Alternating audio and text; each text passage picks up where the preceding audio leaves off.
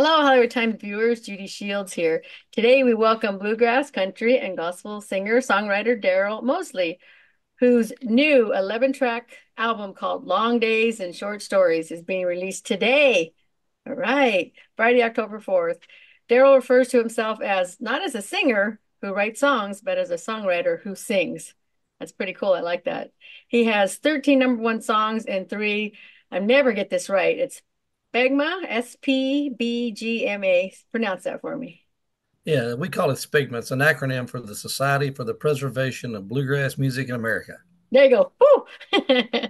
Yeah, for Songwriter of the Year honors. Hello, Daryl. How are you? I'm great. How nice to see you. It's so nice to meet you. You got some amazing songs. Here you go, folks. This is it. It's like I know the glare, but in that he looks just the same as he does there. It's amazing. I can't help that. Handsome man. There you go. Long days and short stories. Well, first, tell us where'd that title come from, the album? I always wonder. A lot of my stories, or a lot of my songs rather, tend to be story songs. I've always loved story songs. And just a lot of my material is drawn from growing up in the South in a little small town. So it was just long summer days and short stories. It just seemed like it was a good fit. That sure did. There are some amazing songs. We're going to, and I read here that you wrote 10 of the project's 11 songs. Congratulations. Yeah, I do a lot of co-writing, and I have on the other albums, the previous ones. This is the first one that I've only got one co-write. The rest of them are just me. Well, if you don't mind, I'd like to just go right into when we're promoting an album. I like to just talk about each and every one of the songs, the Sure. titles, how you came up with the titles, and Yeah. all that kind of stuff. So let's start there. So the first one we have is When the Good Old Days Were New, which actually went number one on multiple playlists in the current single. It's a great instrumental. I love it. Let's talk about the title in that song.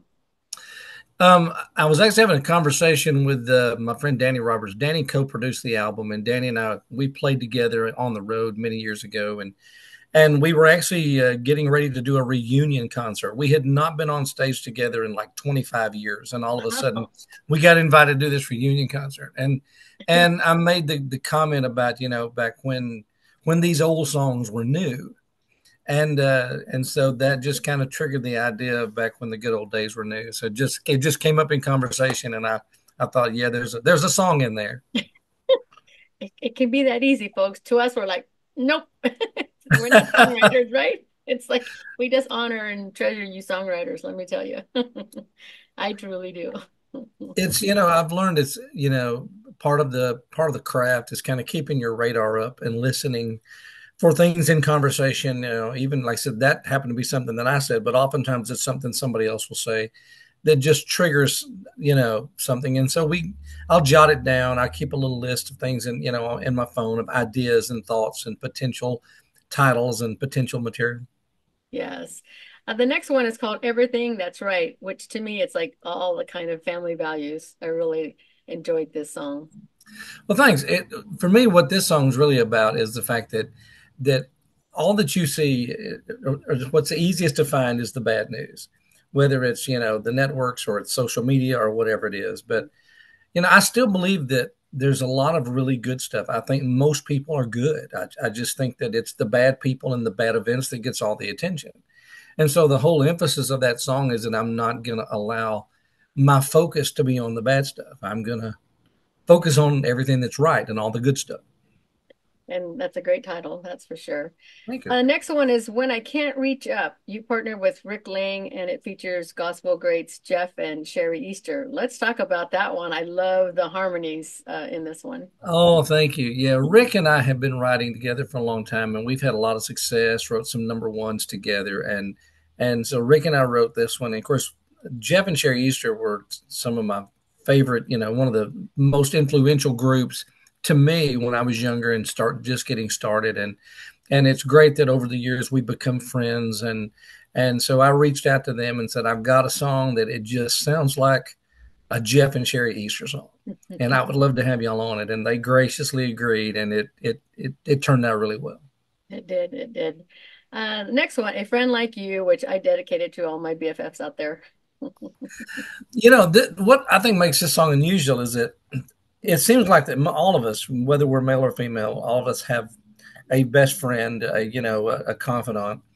But the way we interact with these people are very different. It's Mhm. with women, they tend to be a lot more vocal about it, a lot more affectionate, that sort of thing.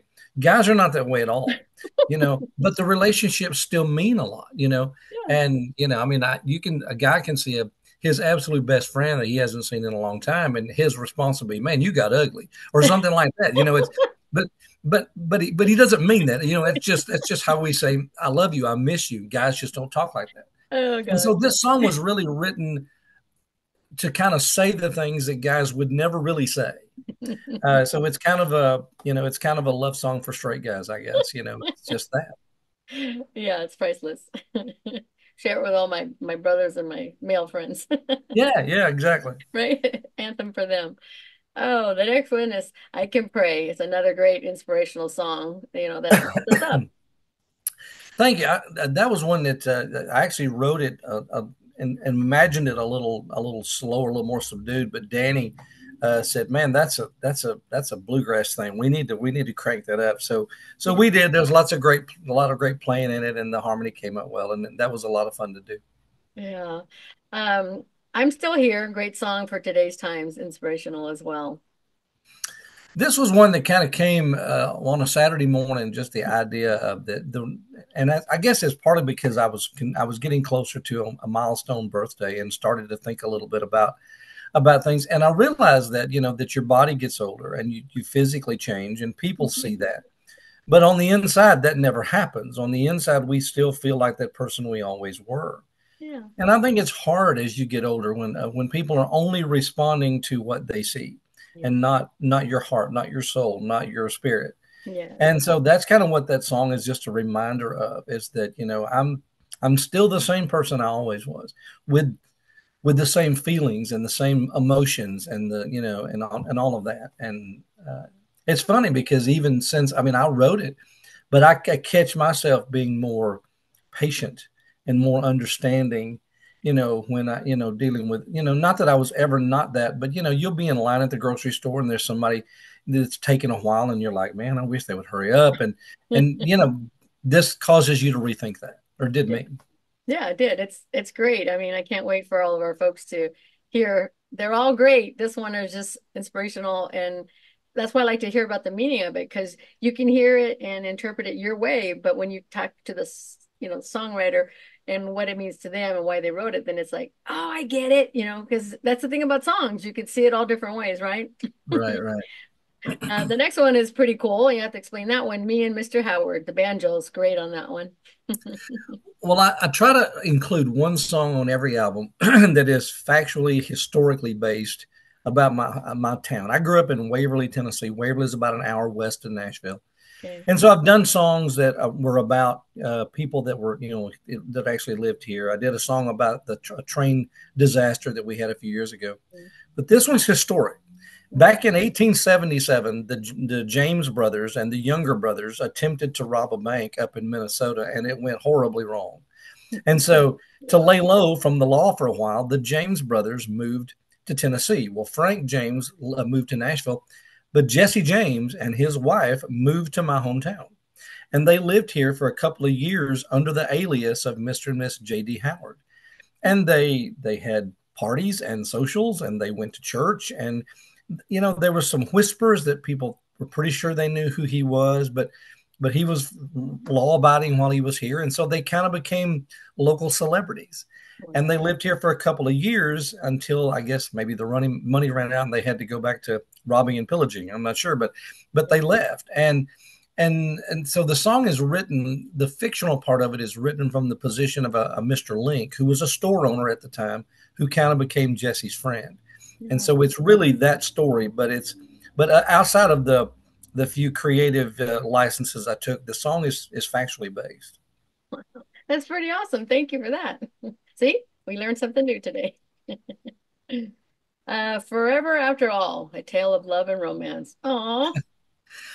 I don't write a lot of love songs, but I try to include one on each album. And this one was written Again, it's a little, I guess age is a little bit of the underlying theme of the album, but it's, a lot of love songs are about, the early parts of falling in love. Yeah. This is about the other side of it. It's the backside of it. It's after you've been through all of the ups and the downs and the hard times and the arguments and the difficulties. And at the end of that, still being with the person that you want to be with. And so that's kind of what that song celebrates. Oh, and we can make sure I get that out there for Valentine's Day too. Yeah, it would be a good one for that. It'd be a good one. Number nine is Still the Solid Rock. It says here, members of the award-winning bluegrass group New Tradition guest star on this sing-along. How did Yeah, it all come about?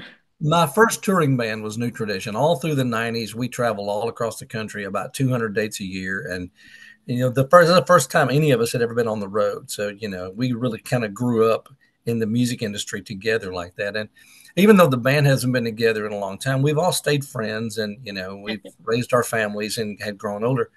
But after we got invited to do this reunion concert, we talked about we ought to do this. We ought to get together a little more often.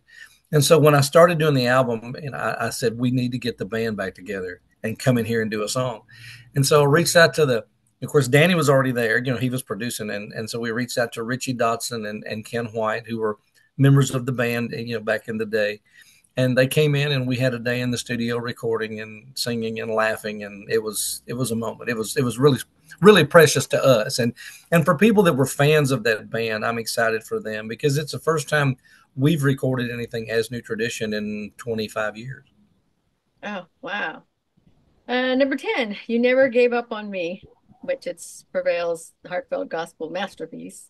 Well, thank you. This was a song that I wrote almost kind of as a prayer a number of years ago. That it's really personal. It's a really intimate kind of song. My friend Jeanette Williams, who sings harmony on a lot of my records, she did the harmony on it and just did a wonderful job, and I'm real proud of that. Yeah, it's a good one, I have to tell you. Now, it says here that your 11th song is a bonus version of I'm Still Here with Sarah Davison. Talk about that one to do a bonus. Well, when we did the band, when we recorded "I'm Still Here" for the album, it's a little more up tempo than the way I perform it live, and it Yeah. was a really good cut. But I wanted to do something to capture the intimacy of that, and so I called my friend Sarah Davison. Sarah's a Grammy nominee, with the band High Road, and she's a wonderful piano player.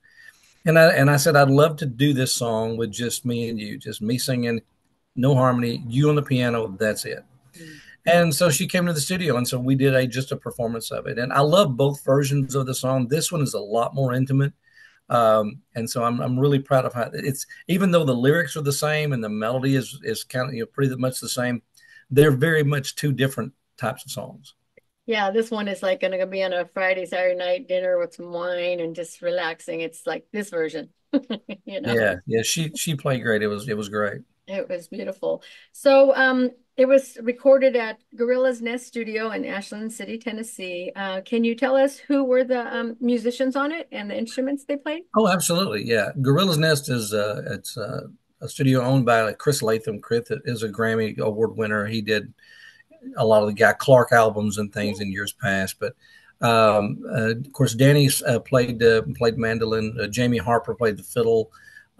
Tony Ray was on guitar and banjo, and of course, I played the bass. And it was just us. Yeah, and Sarah on the piano, right? Sarah on the piano, yeah, and then of course Jaylee Roberts. Jaylee actually just last week was named Female Vocalist of the Year for the International Bluegrass Music Association. She sang harmony. She's been singing on my records for a long time. Oh my goodness. So how long does this take you to do this particular album? How long did it take you? The actual recording doesn't take that long. I mean, I can usually have an album recorded in 3 or 4 days if we're really working hard at it. The hard part is all the writing and leading up to it and choosing the songs that are going to be on the album. So, I mean, I've already started writing for a subsequent album. It's an ongoing process, but Nice. the actual recording isn't it doesn't take that long. It's not something that I particularly enjoy. I've never been a studio rat like my friend Danny is, and Danny loves the studio and he's great in it. And he's got great ears, and it's I would prefer live. I enjoy performing more, but but it is, something that I take pride in making sure that we, create quality product, and so I'm proud of the way it turned out. Yeah, it's amazing. Congratulations. Daryl, I have a question. Like when you were writing early on, at what age, has your style changed from back then till today because of technology? Technology certainly helped, because now, like I said, I write a lot while I'm driving, and so now I can grab my phone and I can record Okay. real quick, just a, Yeah. a piece of a song or a piece of a melody, and you don't lose that. I don't have to be quite as structured with my writing. I Okay. can do it.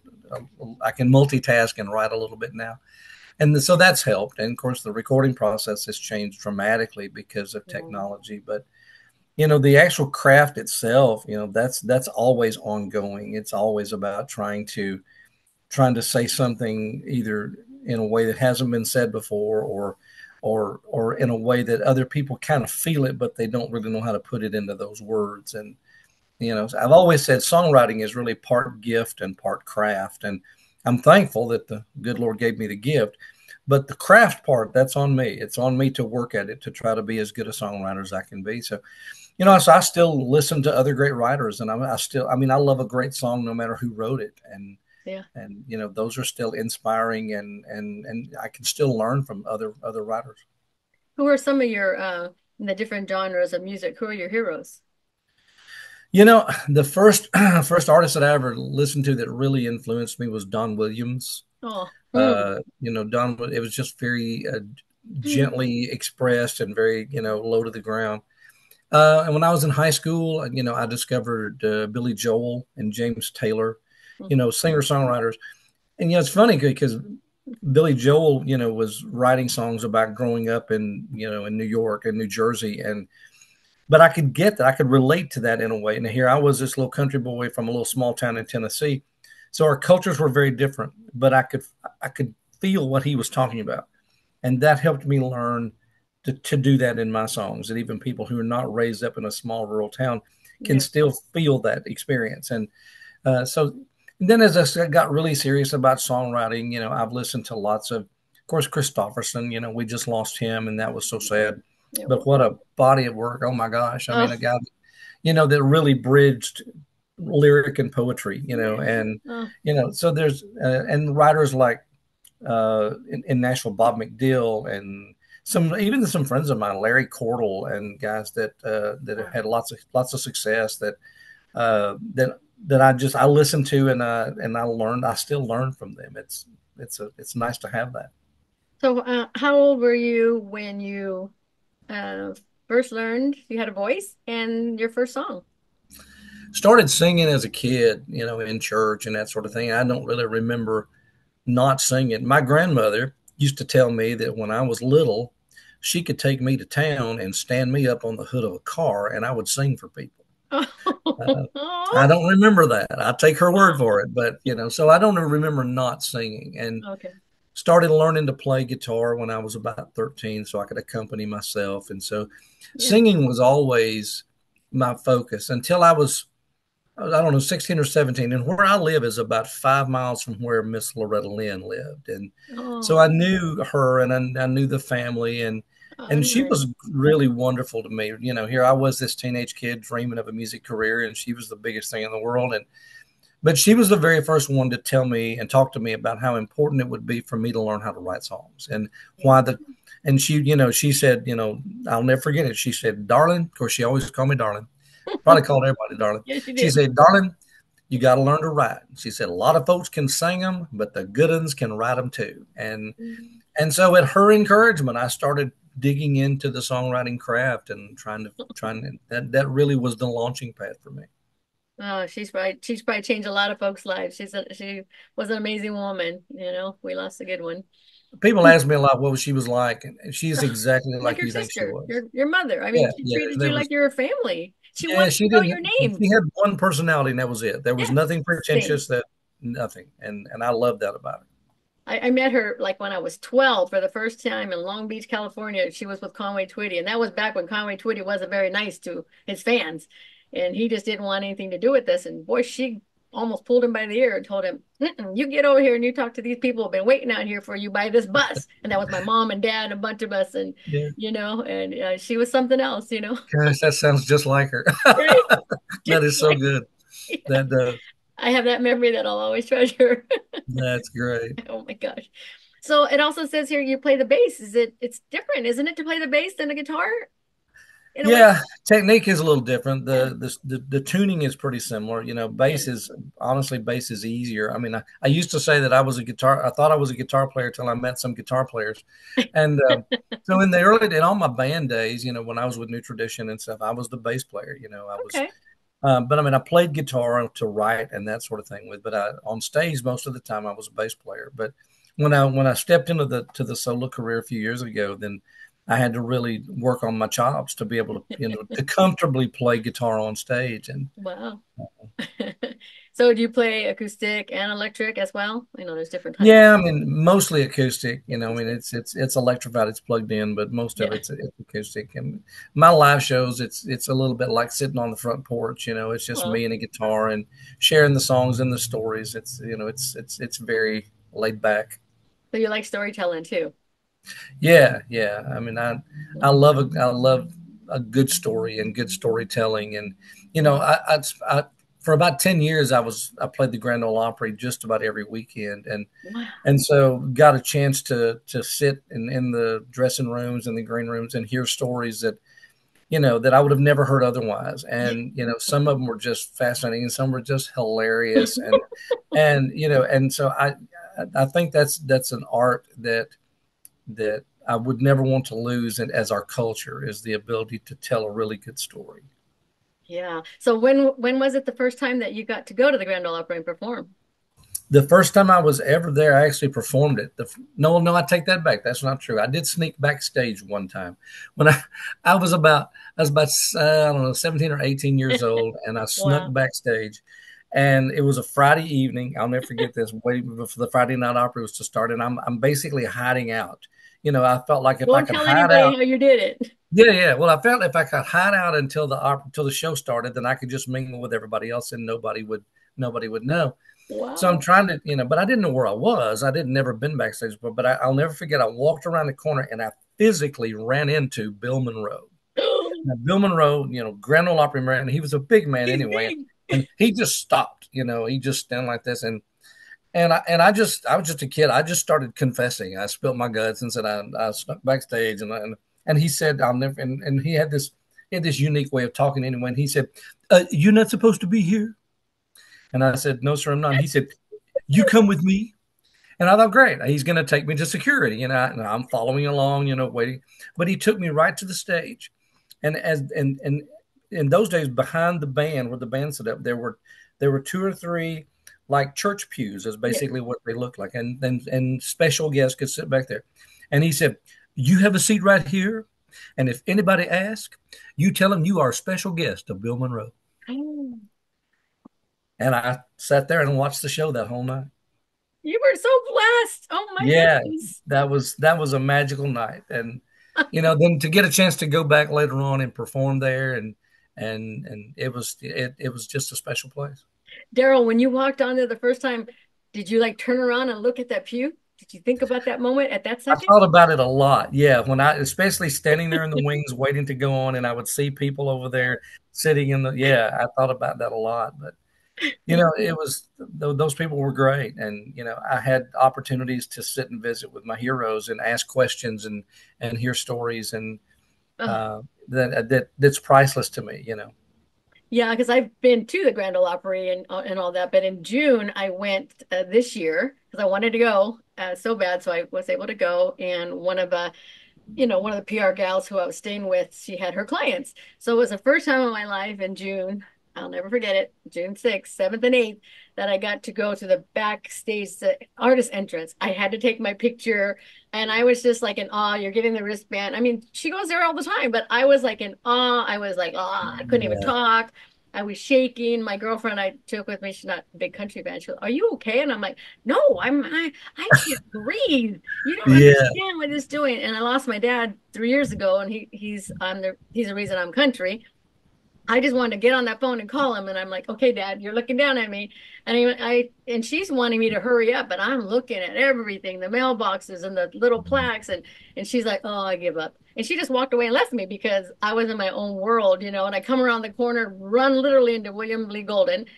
And he's like, hey, and his PR guy's there, and he goes, yeah, it's Judy, the Hollywood Times. I'm like, he remembered me because I've interviewed him several times. And I'm like, I felt so amazing that most of them, I knew them from these, doing interviews like you. And when they would say my name, I actually looked around like, and they're like, they're talking to you, and I'm like, Right. it was the most amazing day and the silliest day for me. It was awesome, to get That was always my experience is that the people that I met, the artists and everybody yeah, was genuinely good people.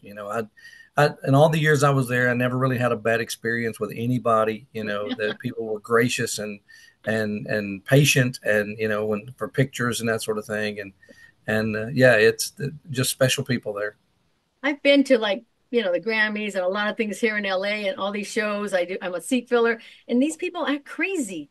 It's just, I'm like, and I go there and nobody's crazy. If something doesn't happen, okay, we'll do this. You go. It's so amazing how everything just goes so smooth there with everyone. Well, that's what people forget is that the Opry it looks like a live concert, but it's a live radio show, and it has Yeah, been for years. And so there's no rehearsal. There's it's yeah. truly it's walk out on stage, plug in, pray, and play, and that's it. I mean, you just hope everything works. And there's been times that it doesn't, and times things go wrong, and you just go with it. It's fun. So, how is it? I read here, you've been at the Bluebird Cafe. How special is that for you too? That's really special just because, the Bluebird is, it's Yeah, just the mecca for songwriters. And, yeah, I've been there seeing other songwriters perform and oftentimes you'll hear a song that may never be a hit record, but it just slays you, it's yeah. just so good. And those are just special moments. And so to get a chance to sit in that circle and, and sing your songs in that environment is pretty cool.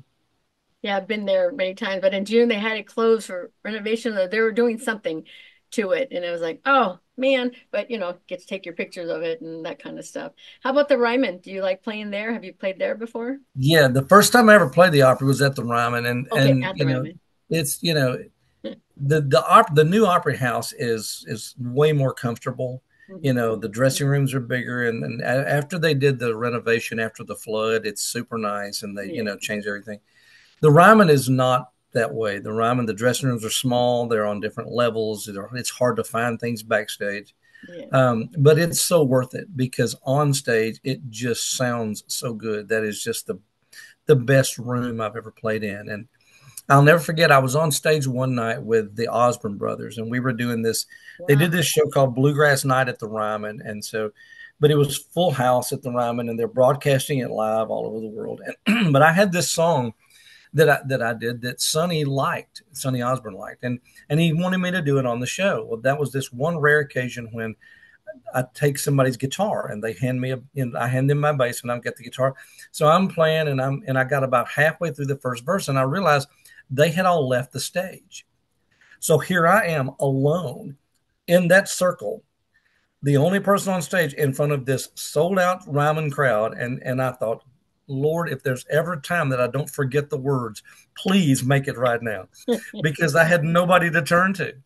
And I'm sure they did that on purpose just to see if it was going to rattle me. But thankfully, I got through the song and it went pretty well. But yeah, that's a great place. It's a great place to see a show too. I mean, Yes. the sound in there is incredible. I've seen lots of concerts there, but Yeah. being on stage, pretty amazing. Yeah, Nashville is a special town, that's for sure. A lot of things to see and do there. So, Yeah, Nashville's growing crazy. oh, it's just so busy. I mean, Broadway is like, what happened Yeah, to Broadway? I mean, yeah. am I in Las Vegas? What's going on here? It looks like it, doesn't it? With the It neon and does. the people walking, it does. It looks like Vegas now. I had never seen it like that before, and I was having a little intimidation. I was like, wow, what is? It's amazing, but I wasn't expecting it. Yes, It yes, was I a do great, know. amazing place, and I love when you're walking down Broadway and you hear, all the music coming, and I like how their stages are right by the front, not clearing the back. And I really like that because you actually go by and there they are, you've got their backs to you, but they're just playing around. Look, they're just right Oh in yeah, the front, man. yeah. It's Some pretty amazing. amazing musicians at those places too. I mean, it really killer players. Yeah, that's for sure. So let's tell our viewers here about this amazing album, how they can get it, your social media and all that. Well, of course, any place you get your music, it's available. You can you stream it or order it. If you want to keep up with me, I have a website and it's just my name, darylmosley.com. And, my schedule's on there up to date. I tour all the time. So I don't know, wherever you are, I'm probably coming there. So, you can check that. I do have the social medias, Facebook, Instagram, all of that. And you're welcome to catch me there as well. I always tell the PR folks when I have a chance to interview you all the amazing musicians and songwriters, especially songwriters. I love my songwriters. I'm like, hey, listen, I have a 2008 Ford Edge and it's got 6 CD changer. I just bought a new one, well, new to me, 2018, and I picked that year because that's the last year they did away with CDs, and there's one in there, and that's where this one went. So I'm driving along, I can listen to it. I said, I have to have CDs because I bought that car because it had a CD player in it. I love my CDs. Yeah, that's changing our world a little bit, It, but mhm. we're all adapting to it. But I don't want to as of right adapt. now, we're still doing CDs and still doing some vinyl. We're doing some vinyl as well. I So love vinyls too. Amazing. Well, that's great. Do you ever come out here to the West Coast? not as often as I'd like. It's Okay. because most of the time I drive, I don't fly a lot because I have equipment and that sort of thing. And so Yes. usually much further west in California, Yeah. than Colorado, rather, I have to fly. But I would love to. I've wanted to Yeah. come out there for a while and play. And I would love to do some of the sightseeing things. I've never had a chance to do that in LA. It's always been fly in and then fly right back out. So, Yep. Well, you give me a jingle and I'll show you Hollywood the way you need to see it. well, all right. And the next time you come to Nashville, I'll take you around. So I will it's, definitely hook up with it's you a because deal. probably since we'll swap up. I'll have your house, you have my house, and we'll do those swapping off. Hey, that sounds like a winner. I love it. Well, we appreciate you taking the time to talk to us here at the Hollywood Times. This interview will be going up to on our YouTube channel, Hollywood Times Official, so you can share that in your social media, and we'll put it up on our social media. So, Daryl, Great. thank you. It's really an inspirational album. You did an amazing job. Great titles, great song, great music, everything. It's brilliant. Well, I And you appreciate do it it. so much. Thank you for taking the time to talk with me. And we will catch up with you soon. By the way, what are you doing for Christmas and Thanksgiving? Do you take time off to spend with your family?